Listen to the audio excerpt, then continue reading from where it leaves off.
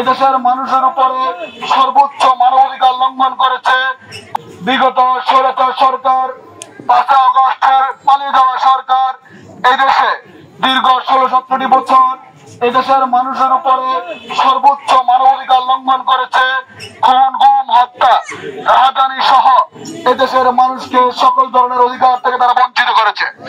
নেতৃবৃন্দ, বাংলাদেশ জাতীয়তাবাদী দলের ইলিয়াস আলিম, চৌধুরী আলম, ছাত্র দলের নুর সহ এদেশের বিভিন্ন সরকার বিরোধী আন্দোলনের বিরোধী মতের সাংবাদিক বন্ধুগণ সহ অসংখ্য মানুষকে তারা খুন করেছে, গুম করেছে।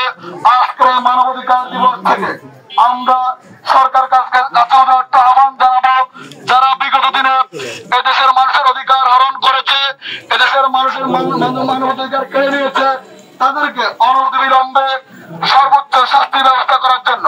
প্রিয় নেতৃবৃন্দ, শুধু এ বিষয় দেখলে হবে না, বিগত দিনে যে সকল অবৈধ কর্মকাণ্ড হয়েছে অবশ্যই আমাদেরকে এই সব বিষয়ে সচেষ্ট থাকতে হবে। আগামী দিনে যেন কোনোভাবে কোনো অন্যায়, অপরাধ, কোনো দুর্নীতি, কোন অনিয়ম যেন এই দেশে আর না হয়, সেই দিকে অবশ্যই আমাদের ছাত্র সমাজকে সচেষ্ট থাকতে হবে।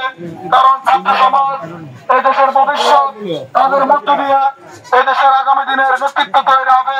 অবশ্যই আপনাদেরকে উদার হতে হবে, মানবিক হতে হবে, এদেশের অধিকারের বিষয়ে সচেষ্ট থাকতে হবে। প্রিয় নেতৃবৃন্দ, প্রিয় ছাত্রছাত্রী ভাইরা, আপনারা মনে রাখবেন, আগামী দিনে যে সুশৃঙ্খল একটি বাংলাদেশ তারেক রহমান স্বপ্ন দেখছে, অবশ্যই তা আপনাদের মধ্য দিয়ে, আপনাদের হাত ধরে আপনারা অবশ্যই আপনাদের সর্বোচ্চ চেষ্টা দিয়ে ব্যক্তি জীবনে, সমাজ জীবনে এমনকি রাষ্ট্রীয় জীবনে আপনারা তার প্রতিফলন ঘটাবেন।